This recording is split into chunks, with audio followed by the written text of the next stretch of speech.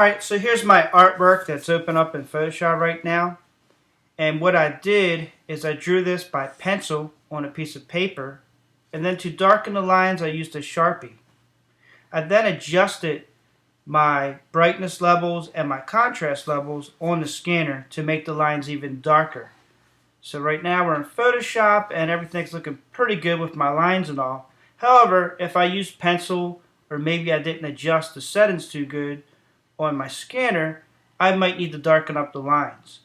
And one quick way to do that is to go up to Image, Adjustments, Levels. And when I go there, I want to be concerned with these three sliders. The first one is my black point. The second one is my midtone, so my gray points. And then also my white points. Okay, that'd be my highlights. Okay, let's go over to our black point, which also could be our dark tones. And I want to darken it up. Now right now it's pretty dark, so it's probably not going to help it too much. I'm going to drag it over. You can see there's not too much going on to improve the darkness of the lines. However, if I go over too far, I'm getting all these little specks in here right here. And I'm starting to really pick up some color in the paper, because the paper is actually pretty bright white. And it's looking pretty bad here. So I'm going to just drag that back and leave it alone since everything was pretty good to begin with. And I'm going to hit OK. Now one thing to do when you're digital painting is to make new layers for all your different colors that you use.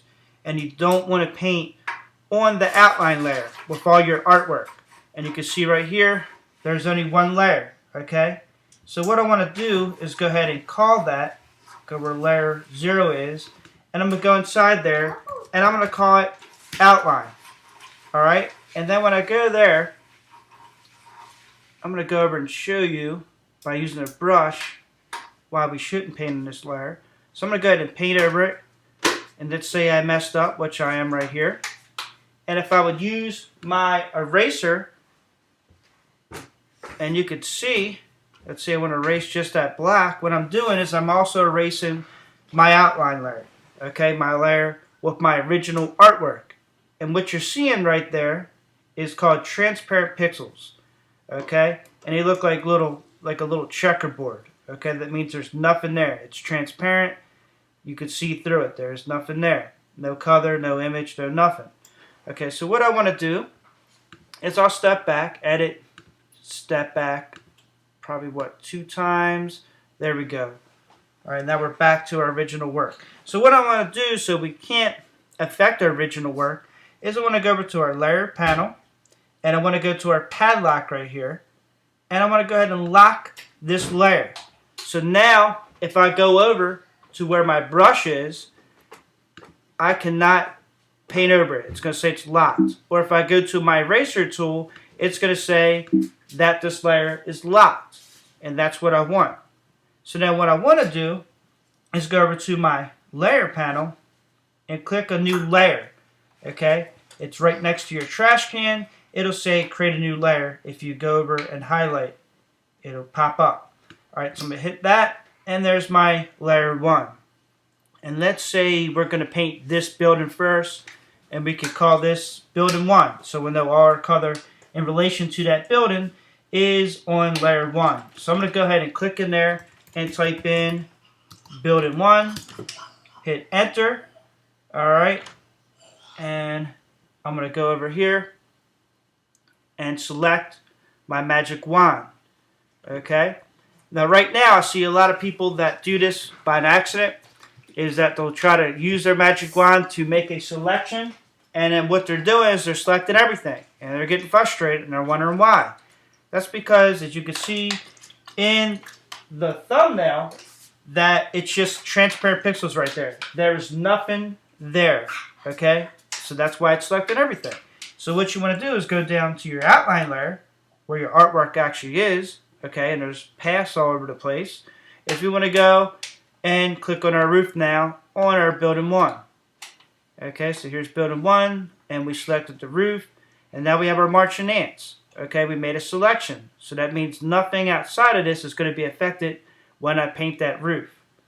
Alright, so we're going to go over to our foreground color on top. Let's change that from black let's say we kind of want it like in the gray range. We're going to click on that. We're going to hit OK.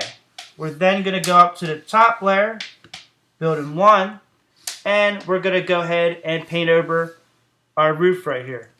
And we could go ahead, since it is not going to affect anything, I could go ahead and just make a really large brush with a large diameter in it, and I could just click it once instead of painting over it, because nothing around and outside that selection is going to be affected. Alright, so then I could just go ahead and make another selection of my building. And let's say I want to do right here to the front of it, and then maybe I want to make that a little lighter gray. Okay, maybe my sun, the light source is coming up here and it's going to shine down here, so it's going to be a little lighter. So I'm going to go ahead and make that a little bit lighter of a gray. Let's go back to building 1, and we're going to go ahead and make that a lighter gray. And then I'm going to go ahead and deselect it, Control D with the PC or Command D with a Mac. Okay, and then I would just go ahead and make selections. Now I could, in like a region like this, in the side of the building, where I would make a ton of selections by holding down the Shift key and using my magic wand and make a ton of selections. Or I could even use my quick select or even the various other selection tools in Photoshop. Or I could just go ahead and paint over this whole area pretty quickly. Or I could even use like my polygon lasso tool and go ahead and just click all around this shape on the side and go ahead and do that whole side in one color. So there's various ways to do it, but one thing when you're painting over solid black lines like that is to make sure that your blending mode, take that off of normal and put that onto multiply. Okay, and you can see right now when I do that, all my black lines and black colors is gonna still show instead of solid colors. So I'm gonna take it back to normal to show you the difference. So there's normal, and you can see it's just painting solid color over top on my black lines, and I still want to see my black lines.